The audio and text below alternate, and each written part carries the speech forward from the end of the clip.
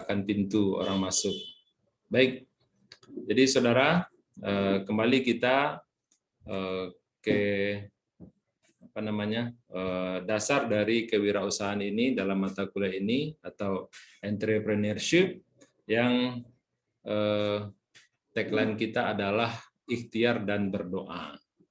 Baik, kita sudah lanjutkan tadi sampai bagaimana mahasiswa itu bisa mendirikan usaha dan membaca peluang usaha serta menjalankan usaha secara profesional. Ya, ini Bu Riri ini profesional nih. Ya, dari kostum yang dikenakan itu terlihat beliau profesional gitu ya. Oke. Kemudian mampu merancang rencana wirausaha ke depan dimulai dari sekarang. Kalau kita sekarang belum memiliki wirausaha, namun kita sudah memiliki atau memulai rencana dan rancangan wirausaha yang akan kita lakukan. Ya, jadi dalam perkuliahan ini kita tidak hanya berbicara tentang teori, tapi nanti kita akan merancang bisnis plan, ya, perencanaan bisnis atau proposal bisnis yang nanti itu akan betul-betul wujudkan dalam bentuk usaha real yang kita uji secara empiris. Ya, artinya mulai dari produksinya, marketingnya, keuangannya akan kita uji. Jadi betul-betul kita akan praktekkan teori-teori kewirausahaan yang ada. Baik, maka kompetensi dasar dari kewirausahaan itu adalah kita menjadi ilmuwan dan profesional, ya, dan berpikir kritis, kreatif, inovatif, sistemik, dan ilmiah. Dalam wirausaha dibutuhkan, ya, semuanya ini dibutuhkan. Ilmuwan, ya, saya dan Ibu Ririn tahu bahwa saudara ini sudah melewati beberapa SKS yang dipelajari dalam ilmu, ya, ilmu agama maupun ilmu-ilmu sains dan ilmu-ilmu manajemen, baik yang di mata kuliah umum maupun mata kuliah tingkat fakultas dan mata kuliah kependidikan. Nah, ini ilmuwan, ya, dan profesional, ya. Kita profesional dalam keilmuan yang kita miliki, ya. Kalau mau menjadi guru, guru yang profesional. Kalau mau menjadi guru ngaji yang profesional. Apalagi kalau mau menjadi wirausaha, harus wirausaha yang profesional, ya. Kemudian wirausahawan yang berbasis ilmu pengetahuan dengan modal bisnis, ya. Artinya seluruh mahasiswa kita harapkan ia, ya, memiliki ilmu pengetahuan dan ditambah dengan modal bisnis, ya. Jadi bisnis itu tidak sulit, ya, asalkan kita mau, ya, asalkan kita bersedia untuk mendapatkan, maka modal bisnis itu akan kita dapatkan. Kalau disebutkan bisnis, apa yang terbayang oleh saudara? Coba, Bapak ingin tahu. Kalau disebut bisnis, apa yang tergambar di benak saudara? Ya, Ifzi? Modal. Ya, jadi menurut Ifzi, bisnis identik dengan modal. Ayo, siapa lagi? Kalau disebutkan bisnis, apa yang tergambar oleh saudara? Oke, siapa? Kreativitas, Pak. Siapa? Yeli? Ya, Pak. Ya, apa Yeli? Ide dan kreativitas kita. Ide dan kreativitas. Ya. Ini Yeli di mana nih? Lagi di laundry? Enggak, Pak, lagi di Kadai. Oh, lagi di Kadai. Ya. Kadai orang tua. Iya, Pak. Ah, ya, itu bagus. Ya, itu bisa dikembangkan dengan ilmu dan pengetahuan yang didapatkan. Mudah-mudahan Kadai itu nanti bisa menjadi supermarket. Ya. Min. Ya. Jadi ya nggak apa-apa, toko yang awalnya satu pintu mudah-mudahan bisa menjadi ruko gitu ya, deretan ruko yang terdiri dari berbagai produk yang menarik. Oke, nah bisnis adalah, saudara, kita lihat berikut ini ya, apa itu yang disebut dengan bisnis. Oke, nah bisnis dalam konteks ini kita jadikan sebagai akronim, ya, singkatan dari B. Apa B-nya, saudara? Berbasis ilmu. Berbasis ilmu. Ya, I. Inovatif. S. Strategi. N. Nilai. Pengetahuan.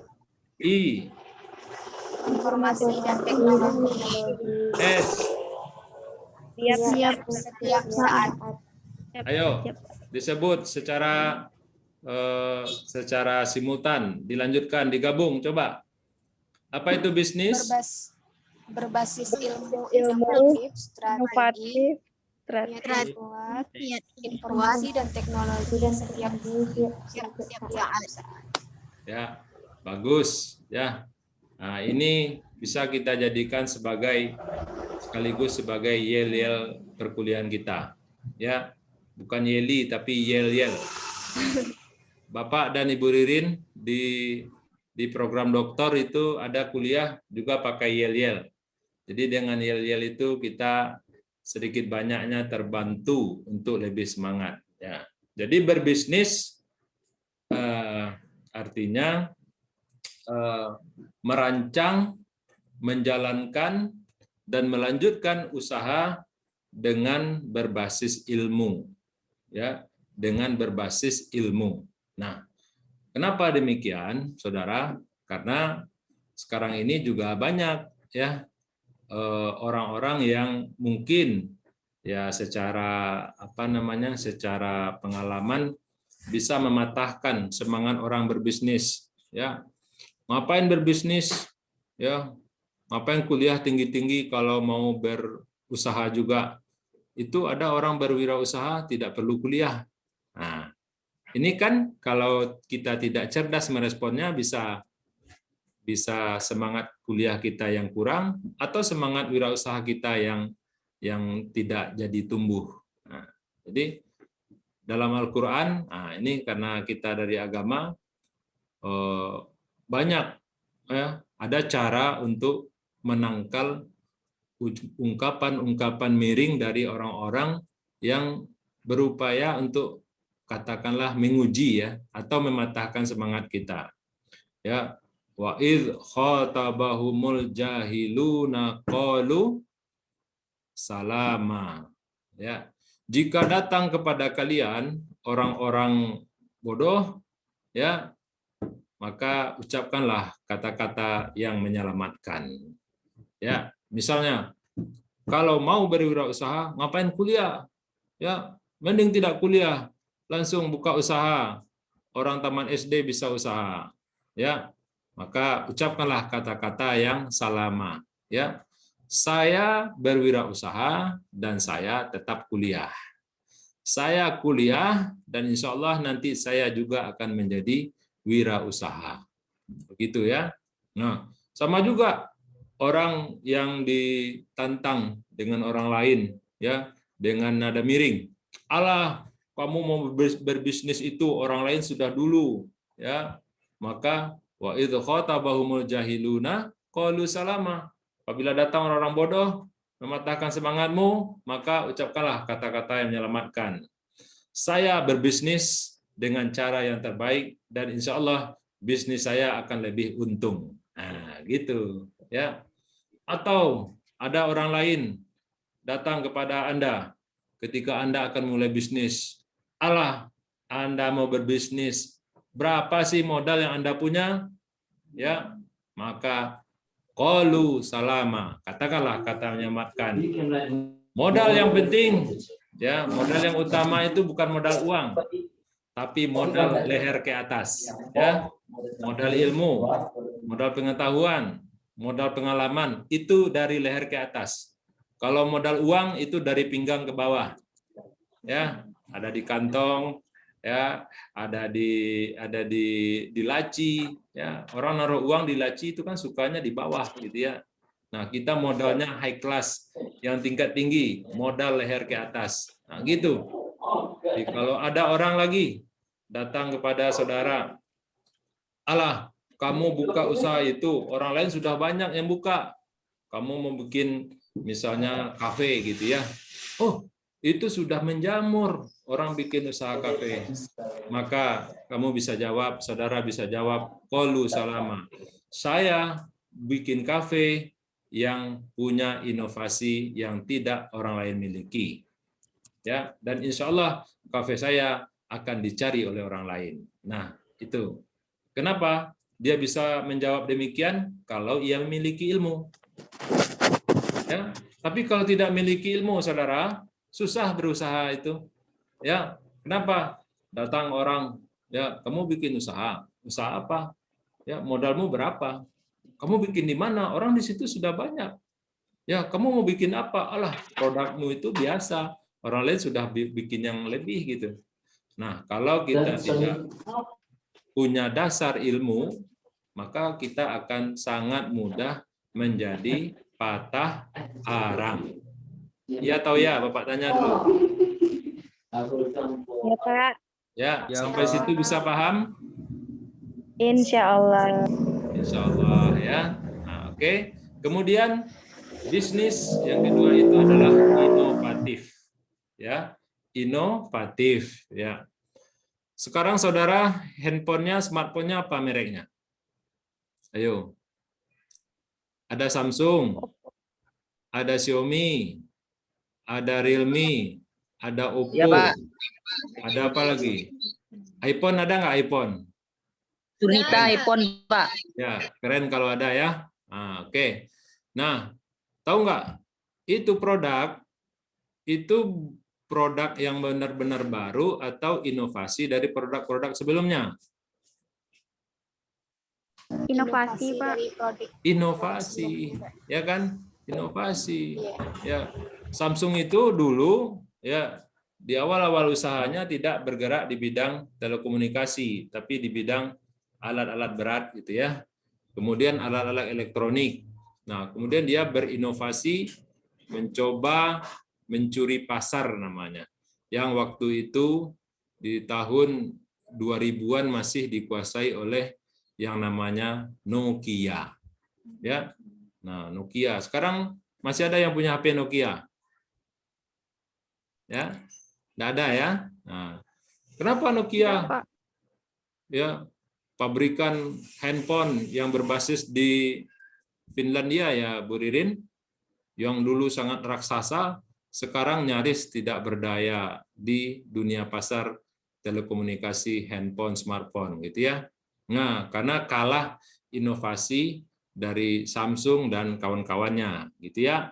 Nah, jadi sesuatu yang sudah terlihat besar, sudah terlihat raksasa, belum tentu akan bertahan kalau tidak inovatif.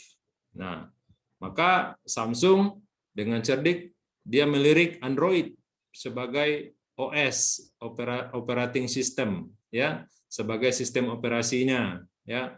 Nokia masih mempertahan di Symbian, ya, atau di smartphone-nya dia menggunakan Windows. Nah, ternyata Windows di dalam smartphone itu berat diaplikasikan karena membutuhkan ROM atau memori yang besar. Nah, sementara Android itu lebih ringan, kemudian eye-catching, ya, enak dilihat oleh mata, ya, sehingga mengalahkan smartphone atau telepon-telepon HP-HP sebelumnya.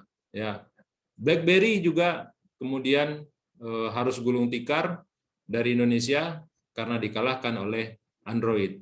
Sebelum benar-benar kalah, BlackBerry yang tadinya eksklusif dengan OS-nya sendiri seperti iOS, akhirnya harus mengakui keunggulan Android dalam inovasi. Nah, Kenapa Pak? Contohnya besar-besar banget. Nggak apa-apa. Kalau melihat kesuksesan itu, raihlah, ya, lihatlah cita-citamu setinggi langit, kan begitu ya. Nah, kalau cita-cita kita setinggi langit, mudah-mudahan tercapainya nanti ya paling tidak setinggi puncak Monas, kan lumayan. Ya, atau setinggi Menara Eiffel. Tapi kalau cita-cita kita setinggi langit-langit, coba lihat di atas saudara, apa yang nampak? Langit-langit, ada langit-langit di situ. Ya. Nah, kalau cuma setinggi langit-langit, nanti kalau tidak tercapai, ya palingan kita tetap menjadi ground, ya, tetap berada di dasar gitu ya. Tapi kalau setinggi langit, ya, setinggi bintang, maka pencapaian kita minimal nanti masih bisa berada di atas udara atau di angkasa. Oke. Kemudian S, apa tadi S? Strategi. Ya, strategi. Istilah strategi ini pada awalnya digunakan dalam dunia militer, ya, dalam dunia pertahanan dan keamanan, ya, termasuk strategi pembelajaran. Strategi pembelajaran itu terinspirasi dari strategi pertahanan atau pertempuran dalam dunia militer. Ya, apa itu strategi? Ya, kejelian, ya, kejelian dalam membaca peluang, dalam menangkap peluang-peluang yang ada, kemudian dibaca, dianalisis, kemudian diambil dan dilaksanakan. Itu strategi. Ya, seperti militer. Orang berperang tidak hanya mengandalkan senjata, tidak hanya mengandalkan otot apalagi, tapi yang lebih penting itu adalah mengandalkan otak. Dan strategi itu, ya, tempatnya adalah ya pada otak. Ya, tempatnya adalah pada otak. Nah, bagaimana orang yang tidak berilmu akan memiliki strategi? Nah, apalagi strategi yang terukur. Tentu itu hanya akan dimiliki orang-orang yang berilmu. Nah, kalau ada wirausaha-wirausaha sekarang yang terlihat established dan mapan, mereka sudah memiliki ilmu, ya, dan ilmu-ilmu tersebut secara empiris sudah dilaksanakannya dan berulang-ulang. Ya, sebagai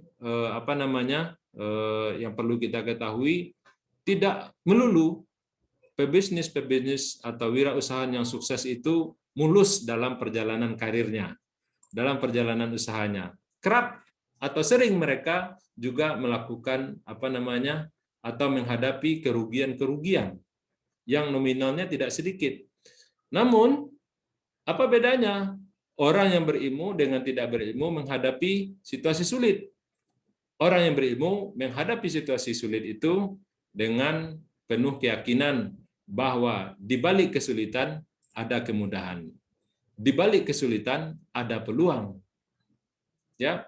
Nah, ini yang harus kita camkan sekali lagi, bahwa dalam berbisnis itu ya harus dibasis dengan ilmu, kemudian inovatif, strategi, dan nilai niat yang kuat. Dalam bahasa agama disebut dengan azam. Ayatnya, fa'idha azamta fatawakkal 'alallah. Apabila kamu telah bertekad, berniat yang kuat, maka tawakkallah kepada Allah. Maka tidak salah dan berlebihan Bapak dan Ibu Ririn menjadikan tagline dari PPT kita ini adalah ikhtiar dan doa. Ya. Ikhtiar kita wujudkan dimulai dari niat yang kuat. Dari keinginan nawaitu yang betul-betul kita ingin memiliki usaha. Dan sebagai langkah memulai usaha itu, hari ini sudah kita mulai, yaitu dengan mengikuti perkuliahan ini. Nah, maka niatkan dalam diri setiap saudara, masing-masing saudara, bahwa perkuliahan ini tidak hanya untuk mendapatkan nilai secara di atas kertas, atau hanya untuk meluluskan secara SKS. Tapi Anda semuanya harus berazam, bertekad, punya niat yang kuat bahwa saya betul-betul setelah mengikuti perkuliahan ini, insya Allah akan memiliki usaha yang nyata. Ya, apa lawan dari nyata apa? Ya, lawan dari nyata yang disebut anak muda sekarang halu gitu ya. Khayalan. Tapi kita harus punya usaha yang nyata. Insya Allah ya, insya Allah. Maka sekali lagi ikhtiar dan doa. Ikhtiar saja kalau tidak ada doa, nanti kalau gagal bisa stres, bisa tertekan. Ya, doa saja tanpa ikhtiar, ya Allah tidak menurunkan hujan emas dari langit. Ya saudara ya. Nah, kita lihat I, informasi dan teknologi. Ya, saudara-saudara, ya, termasuk Ibu Ririn yang kita hormati, bahwa dunia sekarang, dunia yang sedang kita jalani ini, dunia yang syarat dengan yang namanya teknologi, informasi, ditambah dengan komputerisasi. Ya, mau tidak mau kita pasti akan berurusan atau bersinggungan atau menggunakan ya yang namanya ICT, Information Communication and Technology. Ya. Contoh sekarang ini, kita mengikuti Zoom ini bagian dari ICT enggak? Bagian dari TIK tidak? Iya, Pak. Hah?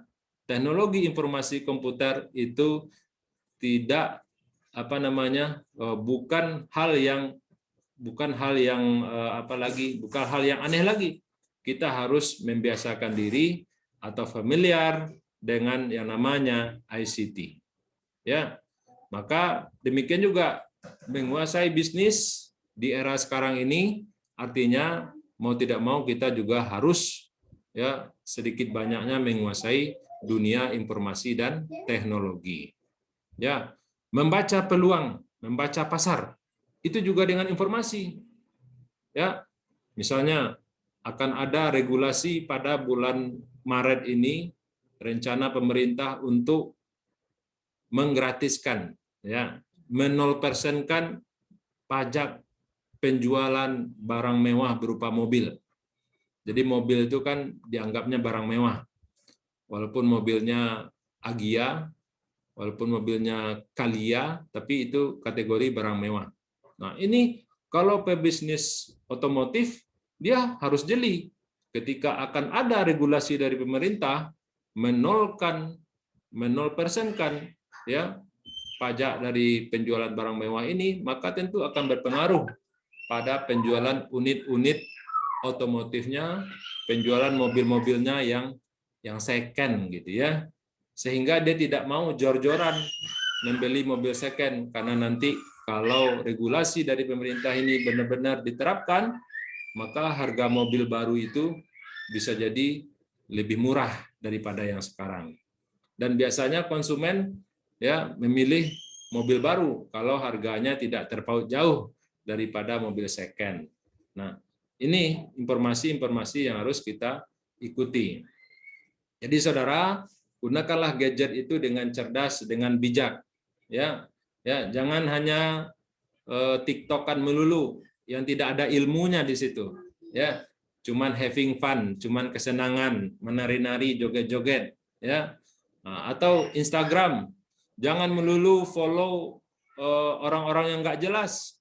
Ya, orang-orang yang hanya mempertontonkan duniawi, tidak ilmu, tapi follow-lah ya orang-orang yang memotivasi, orang-orang sukses, orang-orang yang membangkitkan semangat kita untuk belajar, ya itu yang di-follow, ya. Nah, jangan sibuk pula dengan isu-isu gosip Sabian, ya Sabian sekarang. Nah, karena itu tidak ada gunanya, tidak ada kaitannya dengan kehidupan dan kesuksesan yang akan kita raih, ya.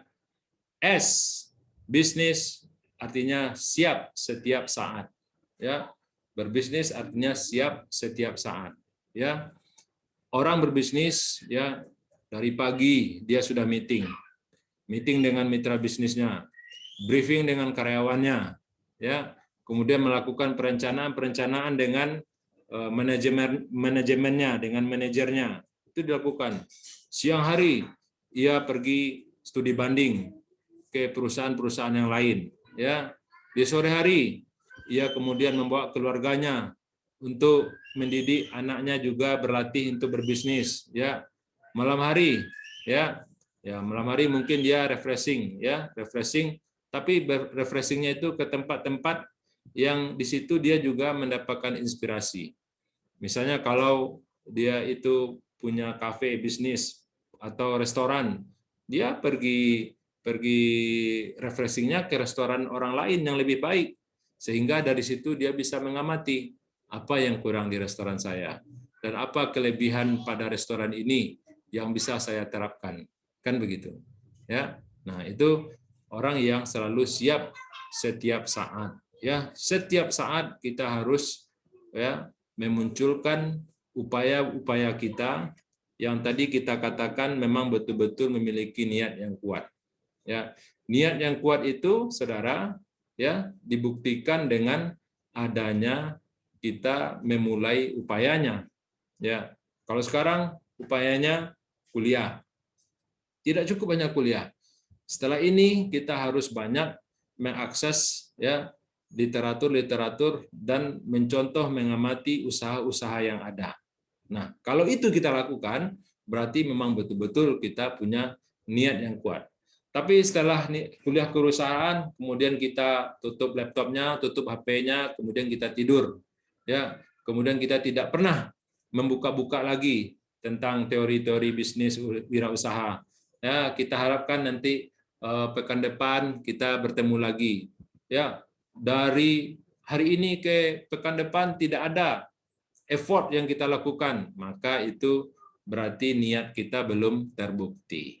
Ya, mudah-mudahan di sini kita betul-betul orang yang berbisnis yang memiliki tekad yang kuat. Setuju?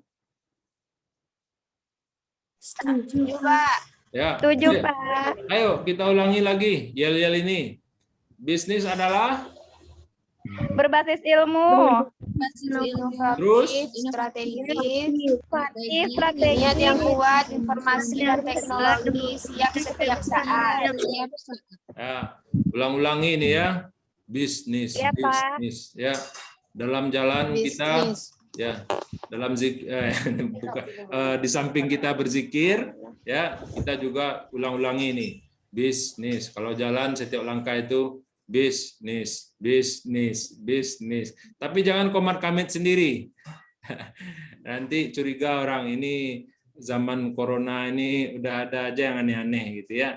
Nah, tapi dalam hati saja ya kita tekadkan bisnis berbasis ilmu, inovatif, strategi, niat yang kuat, informasi dan teknologi, siap setiap saat. Ya. Nah, yang siap setiap saat ini bisa kita modifikasi setia setiap saat. Ya, bisa juga kita modifikasi apalagi? Ya, pakai apa? Bisnis standby setiap saat. Nah, bagus. Apalagi? Selalu ada. Ya, selalu ada pada waktunya. Ya, kami tidak kemana-mana, tapi kami ada di mana-mana. Ya, nah ini yang moto-moto yang harus kita bangun. Ya, lazimkan kata-kata bisnis itu dalam benak kita, dalam pikiran kita. Ya kan? Seseorang itu akan mendapatkan apa yang dia cita-citakan, apalagi kemudian itu ia upayakan. Hari ini kita ngomong bisnis. Mudah-mudahan ya esoknya kita menjalankan bisnis. Ya, hari ini kita menjalankan bisnis, mudah-mudahan esoknya kita menuai kesuksesan dari bisnis. Amin ya rabbal alamin. Ya. Oke. Nah, tapi Pak, apakah memang ini arti bisnis secara bahasa? Nah, kalau secara bahasa tentu beda ya. Bisnis dalam secara bahasa itu berasal dari bahasa Inggris, bisnis ya. Bisnis itu artinya urusan. Ya, urusan. Jadi orang itu setiap dalam kehidupannya punya urusan. Jadi apapun urusan orang itu disebut bisnis. Tapi bisnis dalam konteks perkuliahan kita, yang kita maksud adalah orang yang memiliki usaha yang berbasis ilmu, kemudian dia selalu inovatif dan memiliki strategi dan didasari dengan niat yang kuat, ya, dan selalu ya mengaplikasikan informasi dan teknologi dan selalu siap, ya, selalu setiap saat. Nah, ini bisnis yang kita maksud, ya. Ada istilah MYOB, ya, MYOB, mind your own business. Pikirkanlah urusan yang kamu miliki, ya. Nah, artinya pikirkan bisnis yang kamu punyai, ya. Kita pikirkan, semuanya itu berasal dari pikiran. Jadi daripada mikir yang aneh-aneh, mikir yang enggak-enggak, ya, mikirin sabian, ya, mendingan kita mikirin bisnis apa yang akan kita bangun. Oke. Nah, maka kewirausahaan ada pertanyaan ini. Pertanyaan ini yang bisa kita juga kita jawab. Apa yang akan saudara lakukan setelah menyelesaikan pendidikan di UNP ini? Halo? Apa yang saudara lakukan setelah menyelesaikan pendidikan di UNP ini?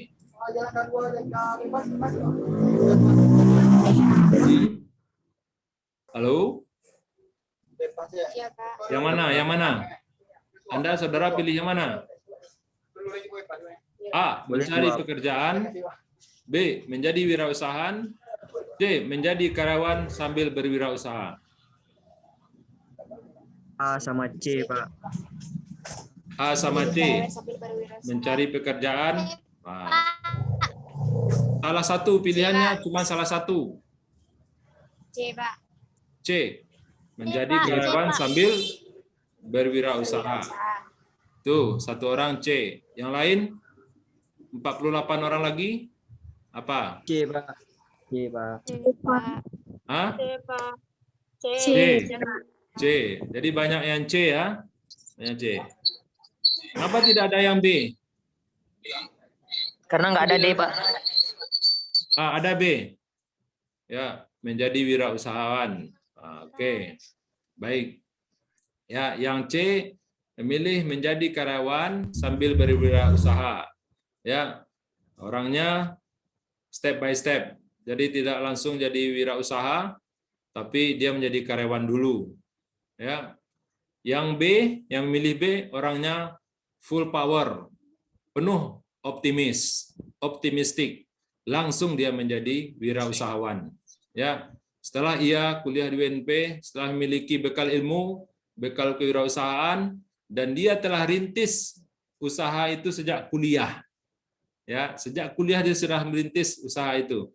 Maka setelah menyelesaikan pendidikan di UNP, dia langsung menjadi wirausahawan. Ya, jadi mudah-mudahan dua-duanya bisa. Ya, menjadi wirausahawan langsung atau menjadi karyawan dulu sambil kemudian merintis usaha dan berwirausaha. Baik. Nah, oke. Nah, jadi kemudian ada lagi pertanyaan ya yang mungkin bisa kita renungkan juga. Bagaimana motivasi berwirausaha di kalangan mahasiswa? Ya, sangat tinggi, sedang, cukup, atau masih rendah? Di kalangan mahasiswa. Ya. Sedang, Pak. Ya. Tergantung orangnya lagi. Bu Ririn, bagaimana Bu Ririn? Menurut Ibu Ririn? Kalau di kalangan mahasiswa masih sangat rendah, Pak. Masih sangat rendah. Gitu ya? Ya. Iya, karena banyak mahasiswa yang masih takut untuk mencoba. Jadi jangan takut untuk mencoba, ya. Jangan takut untuk mencoba karena orang yang takut dia tidak akan pernah memulai sama sekali, ya. Orang yang berani adalah orang yang berhasil melewati kejadian yang dia takutkan tersebut. Nah, ini bedanya. Orang yang penakut dia tidak memulai apa yang harus dia jalani. Orang yang berani adalah orang yang berhasil melewati apa yang dia takuti. Takut ya takut, tapi kita harus berhasil dan berani melewatinya. Ya. Nah, bagaimana orientasi mahasiswa setelah lulus? Ya. Ini juga menjadi perhatian kita, ya. Yang pertama, hanya mencari kerja, bukan menciptakan lapangan kerja. Iya atau ya? Ya. Masih iya ya? Masih iya. Kemudian yang kedua, jumlah orang yang menganggur tiap tahun bertambah. Ya. Bertambah jumlah orang yang diwisuda, mahasiswa yang diwisuda, maka secara statistik bertambah pula orang yang menganggur. Ya. Karena puluhan ribu yang diwisuda, yang diterima di dunia kerja itu tidak banyak, paling jumlahnya ratusan. Ya, misalnya sarjana pendidikan untuk jurusan A, ya, pada tahun ini diluluskan sebanyak 300 orang. Ya. Sementara lowongan untuk menjadi guru itu mungkin hanya paling maksimal 50 orang. Yang 250 orang kemana? Kalau tidak pandai-pandai, maka ini akan menjadi beban negara, artinya akan menjadi penganggur berijazah. Ya, nauzubillah min zalik. Mudah-mudahan itu tidak terjadi kalau kita dari awal, dari dini sudah camkan bahwa profesi yang akan kita jalani tidak melulu, tidak harus pegawai, tidak harus bekerja di instansi pemerintah, tapi kita juga memiliki basis wirausaha. Ya, didukung lagi kita hidup di alam Minangkabau yang katanya ya orangnya itu suka berdagang. Ini sebenarnya menjadi modal, ya, suka berdagang, pandai berdagang, ya, Padang, pandai berdagang, ya, gitu ya. Nah, ya, walaupun orang Minang itu secara sejarahnya merantau itu pada awalnya dulu itu adalah untuk menuntut ilmu, ya, untuk menuntut ilmu, bukan untuk menjadi pedagang di Tanah Abang, ya. Nah, ulama-ulama atau tokoh-tokoh Minang itu pergi merantau itu mereka sukses dengan ilmunya. Nah, kalau menjadi wirausaha tentu dengan step-step yang juga mengantarkan dia sebagai wirausaha. Ya, baik. Kemudian pertumbuhan, ya, ini fakta berikutnya, pertumbuhan lapangan kerja semakin sempit. Peluang kerja banyak, tapi link ke bursa kerja terbatas, gitu ya. Tidak semua orang dapat informasi lapangan kerja tersebut, dan mungkin tidak semua orang punya spesifikasi untuk ia bisa masuki lapangan pekerjaan tersebut. Ya, pekan yang lalu atau beberapa hari yang lalu kami bincang-bincang ya dengan Ibu Ririn, ya, tidak hanya untuk alumni S1. Bahkan untuk alumni S2 pun terkadang itu lapangan pekerjaannya masih susah. Ya, masih susah. Jadi ini saudara harus kita pahami bahwa betul-betul akan menjadi alternatif positif dalam kehidupan kita. Kita tidak tahu ke depannya bagaimana itu formasi lapangan kerja, apakah masih ada untuk kita atau semakin sempit, ya. Maka kita siapkan dari sekarang bahwa kita punya alternatif yang tidak kalah gengsinya. Ya, orang berwirausaha itu kalau dia sukses tidak kalah gengsinya dengan orang yang bekerja di pegawai, gitu ya. Kenapa? Karena kalau bekerja di pegawai itu step by step. Kalau golongan 3 ya salary-nya ya segitu, nggak bisa sampai melebihi golongan 4 gitu ya. Ya, yang golongan 4A ya salary-nya sudah dibatasi segitu, tidak akan bisa melewati salary orang yang golongan 4E. Tapi kalau dia pegawai dan dia juga punya wirausaha, maka salary-nya bisa jadi tidak diambil-ambil. Kenapa? Karena penghasilan yang lain juga sangat memadai. Oke, saudara, ya mudah-mudahan ini betul-betul fakta yang menyadarkan kita bahwa ya kedepannya itu situasinya tidak lebih mudah, ya, akan tetapi akan lebih sulit. Ya, baik. Nah, ini secara apa? Secara teorinya, ya, ada seorang penulis buku yaitu Max Gunther. Ia pernah mengkritik sistem pendidikan di Amerika Serikat. Ya, Yang tahun 70-an katanya hanya menghasilkan orang-orang bermental buruh, yaitu orang-orang yang hanya ingin menjadi pegawai negeri atau pegawai swasta alias karyawan, ya, dan kurang mampu menciptakan lapangan kerja sendiri. Nah, jadi kita underline-kan yang paling bawah, ya, kasus di Indonesia hal itu masih terjadi sampai sekarang. Pertanyaan Bapak pada saudara, iya atau tidak? Nah. Halo? Iya, Pak. Ya, jadi kalau di Amerika Serikat tahun 70-an, ya, itu ada kecenderungan pendidikan melahirkan lulusan yang bermental pegawai, ya, pegawai negeri atau swasta, maka di Indonesia hal itu masih terjadi sampai sekarang. Ya, walaupun satu persatu sudah banyak yang out of the box, yang keluar dari kotak tersebut, ya, diantaranya mahasiswa yang kemudian dia sukses merintis wirausaha, ya, diantaranya Bukalapak, gitu ya, itu kan dulunya seorang mahasiswa dan dia sudah merintis sejak ia mahasiswa. Kemudian ada lagi ayam geprek atau grepek, geprek Pak Gembus, gitu ya. Nah, itu juga seorang wirausaha dari mahasiswa dulunya, ya. Sekarang dia sudah menuai hasilnya. Kemudian Gojek dulunya juga seorang mahasiswa, ya, dan sekarang konon kabarnya fakta, ya, dia sudah jadi menteri. Dan dia, ya, punya inovasi ketika melihat situasi transportasi yang stuck, yang macet di Jakarta, dia munculkan ide untuk membuat ojek online dulu awalnya. Jadi awal Gojek itu adalah solusi mengatasi kemacetan, orang mau pergi, mau belanja dalam waktu cepat, tapi di Jakarta itu keluar gang itu udah macet. Nah, maka dimunculkan solusinya ojek online, ya, GoFood dan lain sebagainya, ya.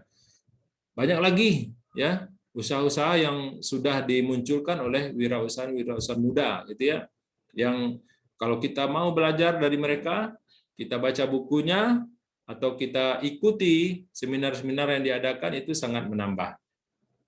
Ada lagi Ipo Santosa, ya, punya TK Presiden, punya sekolah yang sekolah qualified, gitu ya, dari seorang mahasiswa dulunya, gitu ya.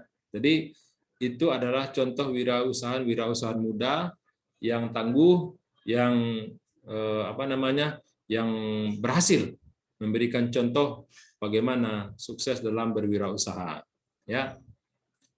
Oke, nah, sehingga kasus pengangguran di Indonesia ini, saudara, ya, 10% adalah kaum intelek yang menyandang gelar pendidikan perguruan tinggi.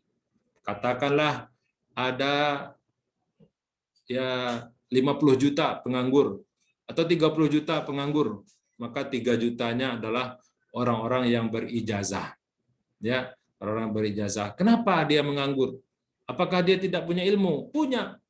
Buktinya dia punya ijazah, punya punya nilai. Tapi kenapa dia menganggur? Ya, karena tidak merintis atau tidak memiliki kemauan untuk membuka usaha. Ya, maka siapakah yang bersalah? Apakah mahasiswa, orang tua, pendidik, atau pemerintah? Atau semuanya? Termasuk Bapak dan Ibu Ririn. Ya, nah, ini yang menjadi perhatian kita, situasi, ya, yang kita hadapi pada saat sekarang ini adalah pengangguran. Ya, mudah-mudahan pengangguran itu tidak terjadi dalam grup ini. Ya, kita bisa bekerja dan selalu bekerja walaupun bukan menjadi pegawai negeri ataupun pegawai swasta. Ya, nah, ditambah lagi mungkin biar lebih komplit hasil penelitian, ya, seperti yang disampaikan Bu Ririn tadi, mahasiswa sulit untuk mau dan memulai wirausaha dengan alasan mereka tidak diajari dan dirangsang berusaha sendiri, ya. Nah, itu kalau dulu boleh jadi. Tapi kalau sekarang, ya, rangsangan-rangsangan, stimulus-stimulus untuk berwirausaha itu sudah sangat banyak, ya, baik dari dosen langsung ataupun dari sumber-sumber belajar yang lainnya. Anda buka YouTube, ya, buka YouTube jangan melulu film Korea gitu ya, sinetron, tapi buka motivasi-motivasi motivator dari merintis usaha, ya. Dan untuk keywordnya semakin ke sini, YouTube itu semakin detail. Anda buka cara membuka usaha laundry, keluar itu, ya, tutorial ataupun pengalaman dari orang-orang yang membuka usaha tersebut, ya. Kemudian didukung oleh lingkungan budaya masyarakat dan keluarga yang dari dulu selalu ingin anaknya menjadi orang gajian dan pegawai. Nah, ini tantangan terbesar kita adalah dari keluarga kita sendiri. Dari cara berpikir keluarga kita yang memang notabene itu menginginkan anaknya jadi orang gajian dan pegawai, gitu ya. Nah, ini yang sesuatu yang dilematis sebenarnya, ya. Tapi yakinkan pada diri kita bahwa untuk menjadi anak yang berbakti itu akan lebih terbuka peluangnya ketika kita juga menjadi wirausaha. Contoh, kalau menjadi pegawai, berapa tahun bisa kaya gitu ya? Ya, ada nggak lompatan untuk kaya? Sulit. Kenapa? Karena selerinya, pendapatnya, take home pay-nya itu sudah dibuat standar gitu ya. Nah, kecuali kalau ia korupsi. Kalau ia korupsi, tantangannya masuk penjara dan neraka. Gitu ya.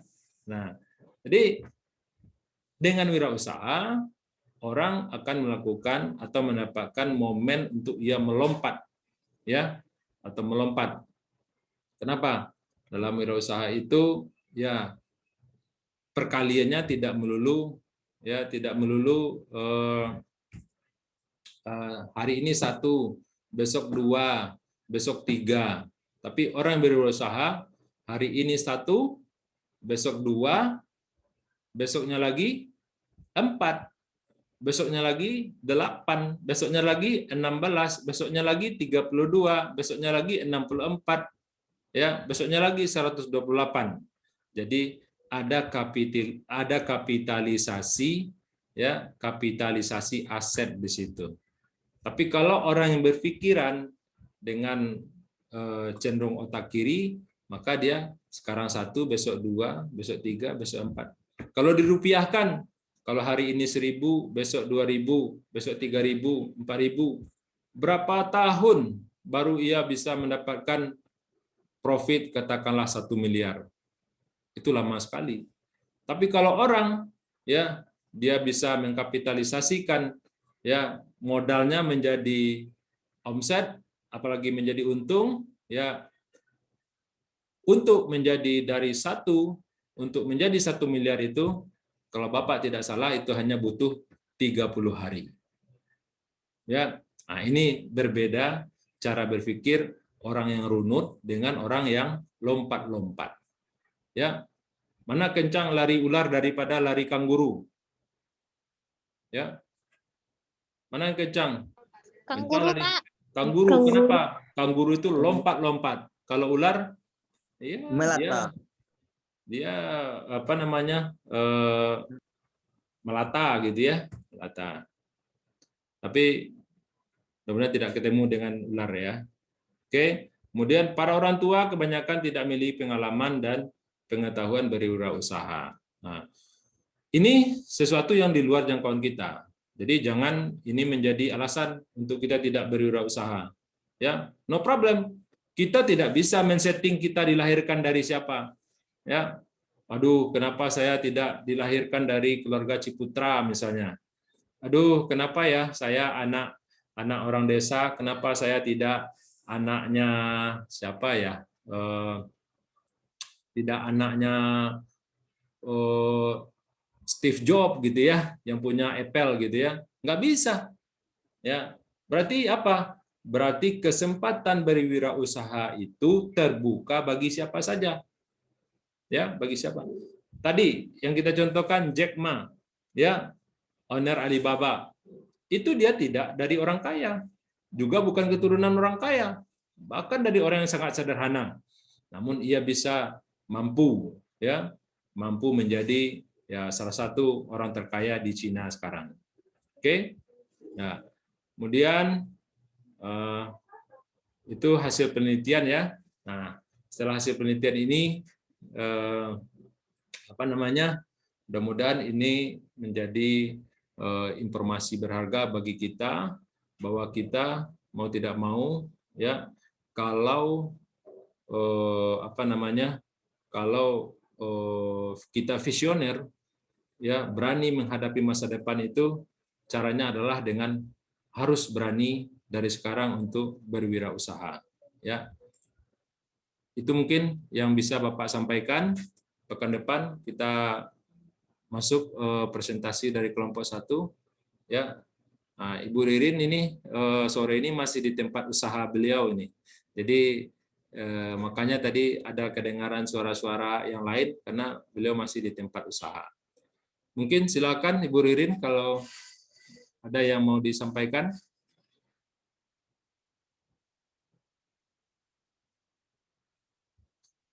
Ya. Nah, itu Ibu Ririn lagi apa namanya? Lagi melayani konsumen ya.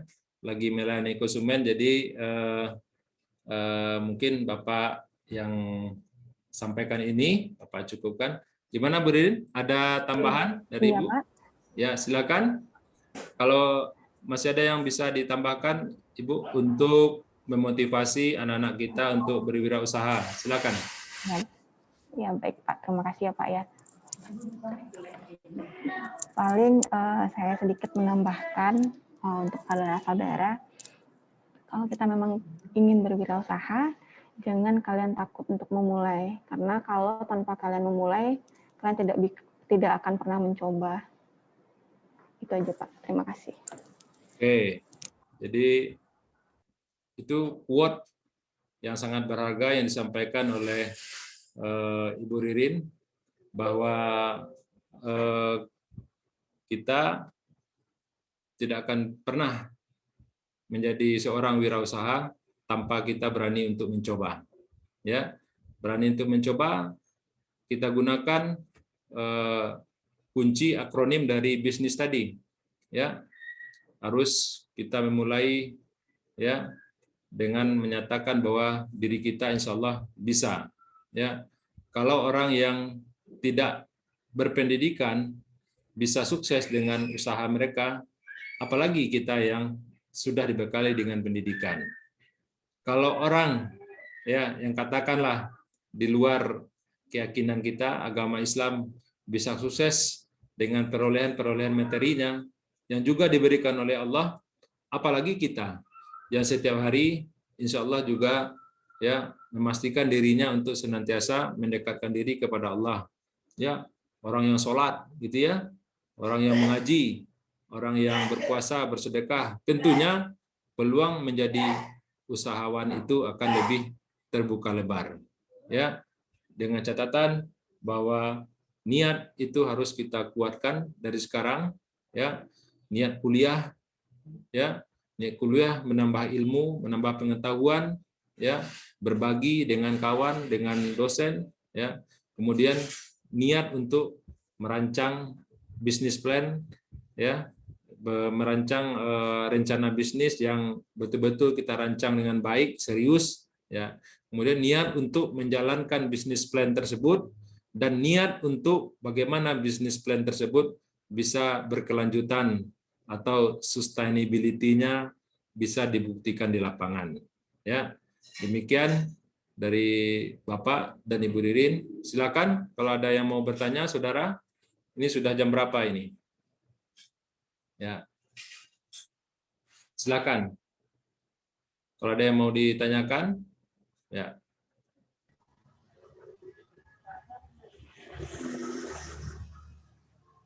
Ayo. Nah, ini nih